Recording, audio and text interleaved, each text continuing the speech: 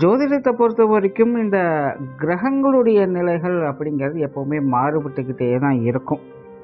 அதனால தான் இந்த சுப கிரகங்கள் எப்போவுமே சுபத்தன்மையிலேயே வேலை செய்கிறது கிடையாது. அதே போல் அசுப கிரகங்கள் அப்படின்னா எப்போவுமே அசுப பலன்களையே கொடுக்கறது கிடையாது. ஏன்னா ஒரு கிரகம் இன்னொரு கிரகத்தோடு சேரும் பொழுதோ அல்லது பார்க்கப்படும் பொழுதோ அதனுடைய தன்மை அப்படிங்கிறது மாறுபடும். இல்லைன்னா அது இருக்கக்கூடிய இடத்தினாலேயே இந்த மாறுபாடுகள் அப்படிங்கிறது உண்டாகும். அப்படிப்பட்ட விஷயங்களில் ஒன்று தான் கிரகங்கள் வக்ரமாகிறது. இந்த வக்ர கிரகங்களுடைய நிலைகள் அப்படிங்கிறது எப்போவுமே ரொம்பவுமே நுணுக்கமாக செயல்படக்கூடியது. இது நார்மலாக கிரக பலன்கள் எடுக்கிற மாதிரி எடுக்கவே முடியாது. ஃப்ராக்ஷன் ஆஃப் செகண்டில் ஒரு விஷயம் நடந்துட்டு போயிடும். கண்ணு மூடி கண்ணு திறக்கிறதுக்குள்ளே நம்மளை அறியாமலே ஒரு விஷயத்த செஞ்சுடுவோம், அல்லது நமக்கு தெரியாமலே நம்ம எதிர்பார்க்காமலே நமக்கு ஒரு விஷயம் நடந்துடும். அது நல்லதாகவும் இருக்கலாம், கெட்டதாகவும் இருக்கலாம். அது அந்த கிரகங்களுடைய இருக்கக்கூடிய தன்மையை பொறுத்து அமையும். ஆனால் இந்த எதிர்பாராததை எதிர்பாருங்கள் அப்படிங்கிற மாதிரி சில விஷயங்கள் நம்மளுடைய வாழ்க்கையில் நடக்கும். நடந்துட்டு அது போயிடும்.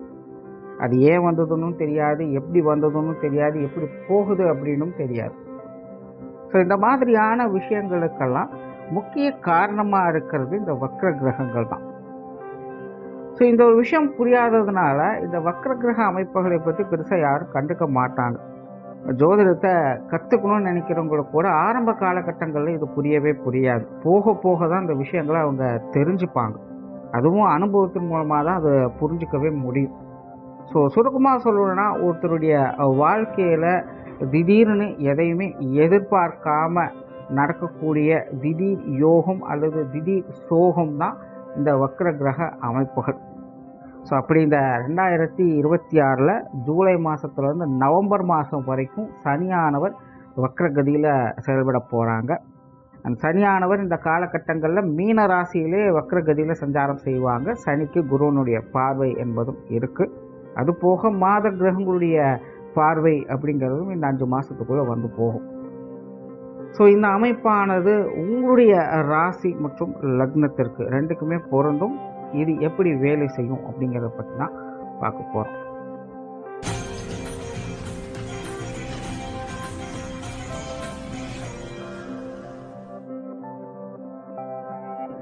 வணக்கம் மேஷராசி அன்பர்களே. மேஷத்தை பொறுத்த வரைக்கும் இப்போது 7 சனி நடந்துக்கிட்டு இருக்குது. அதில் விரயச்சனியானது போய்கிட்டு இருக்குது. அண்ட் மேஷத்தை பொறுத்த வரைக்கும் ராசி லக்ன அடிப்படையில் பார்க்கும்பொழுது சனியானவர் 10க்கும் 11க்கும் அதிபதியாக வரக்கூடியவங்க.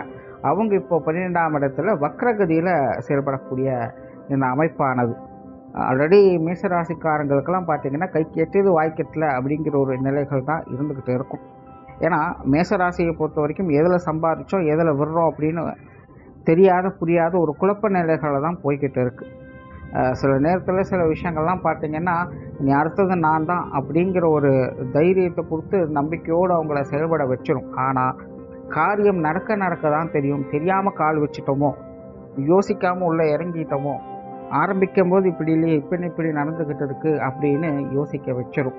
அப்படியே இல்லைன்னா சில நேரங்களில் நீங்கள் எதிர்பார்த்த விஷயங்கள் சக்ஸஸாக கூட முடிஞ்சிடும். ஆனால் அது உங்களுக்கு முழுமையாக பயன் இல்லாத வகையில் அது மாறி போகவும் வாய்ப்பு இருக்கும். எதுலேயோ சம்பாதிச்சிங்க எதுலேயோ விடுறீங்க அப்படிங்கிற மாதிரி உங்களுடைய வாழ்க்கை நிலை அப்படிங்கிறது போகும். ஓப்பனாக சொல்லணும்னா மேஷத்தை பொறுத்த வரைக்கும் இது ஒரு இன்வெஸ்ட்மெண்ட்டுக்கான ஒரு காலகட்டம் அப்படின்னு தான் சொல்லணும். பட் அதுக்காக இருக்கிற காசெல்லாம் கொண்டு போய் எதுலையாவது போட்டுடுங்க அப்படின்னு நான் சொல்ல மாட்டேன். ஏன்னா இன்வெஸ்ட்மெண்ட் பண்ணுறது அப்படிங்கிறது நல்லது தான். ஆனால் அதுக்குண்டான ரிட்டர்ன் இருக்குமா அப்படின்னு பார்த்தீங்கன்னா கண்டிப்பாக இருக்காது. ஏன்னா மேஷத்தை பொறுத்த வரைக்கும் இந்த விரைச்சனை நடந்துட்டு இருக்கிறதுனால வரவுகள் எந்த அளவுக்கு இருக்கோ அந்த அளவுக்கு செலவுகளும் வந்து கொண்டே தான் இருக்கும். நீங்கள் எவ்வளோ வேணாலும் சம்பாதிக்கலாம், ஆனால் அவ்வளவும் ஏதோ ஒரு வகையில் காணாமல் போய்ட்டு ஒன்று அவங்களாகவே அதை காலி பண்ணிடுவாங்க, அல்லது அது காலி ஆகிறதுக்கு உண்டான விஷயங்கள் அப்படிங்கிறது நடந்துக்கிட்டு இருக்கும். சிலர் புத்திசாலித்தனமாக அது தேவைக்கு ஏற்ப ஒரு முதலீடாகவோ அல்லது ஒரு அசட்டாகவோ அவங்க மாற்றிக்கிட்டும் வருவாங்க. பட் அதுவும் சுலபம் கிடையாது. கண்டிப்பாக அதுக்கு ஏற்ற மாதிரி ஒரு அலைச்சலையும் டென்ஷனையும் அது கொடுத்துக்கிட்டு தான் இருக்கும். எதையும் எடுத்த போது நிம்மதியாக செஞ்சு முடிக்க விடவே விடாது.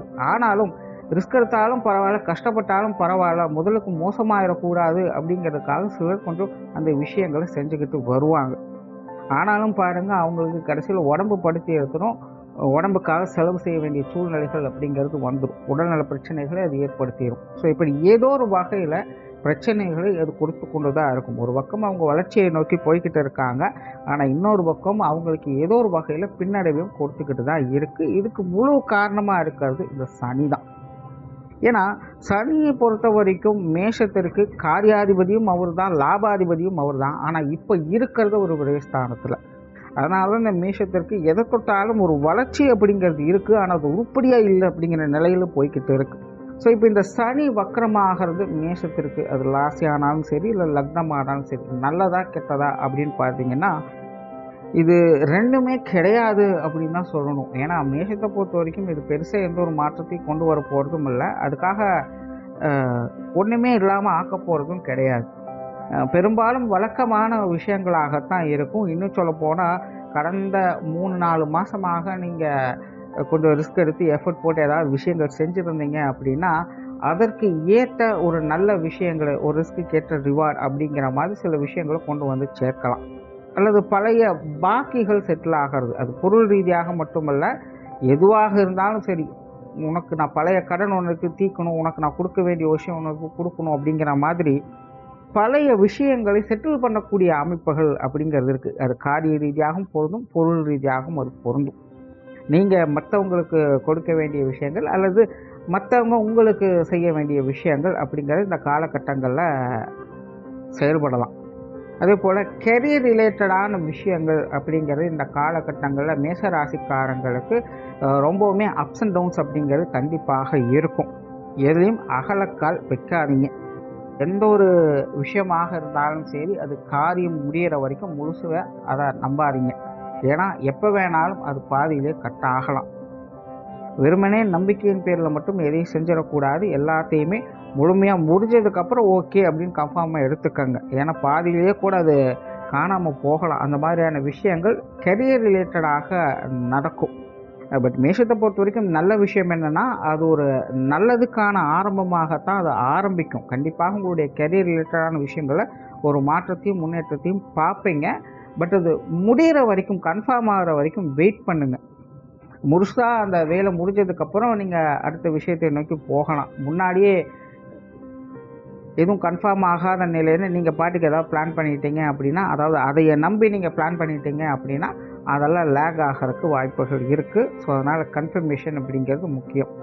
மற்றபடி கெரியர் ரிலேட்டடான விஷயங்கள் பெருசாக டிஸ்டர்பன்ஸ் அப்படிங்கிறது இருக்காது. அதே போல் தொழில் வேலை உத்தியோகம் செய்யக்கூடியவங்களுக்கு இந்த பொருளாதார ரீதியான ஒரு மாற்றம் அப்படிங்கிறது நல்லபடியாக இருக்கும். முன்னாடியே சொன்ன மாதிரி இந்த பழைய பாக்கிகள் வசூலாகிறது, அல்லது பழைய செட்டில்மெண்ட்கள் உங்களுக்கு கிடைக்கிறது, பழைய வாய்ப்புகள் உங்களுக்கு மீண்டும் கிடைக்கிறது, அல்லது முன்னாடியே நீங்கள் திட்டம் போட்டு வைத்து பெண்டிங்கில் வச்ச விஷயங்களை மீண்டும் எடுத்து நீங்கள் செய்கிறது. ஸோ இந்த மாதிரியான விஷயங்கள்லாம் இந்த வக்கர காலகட்டங்களில் உங்களுக்கு சிறப்பாகவே கை கொடுக்கும்.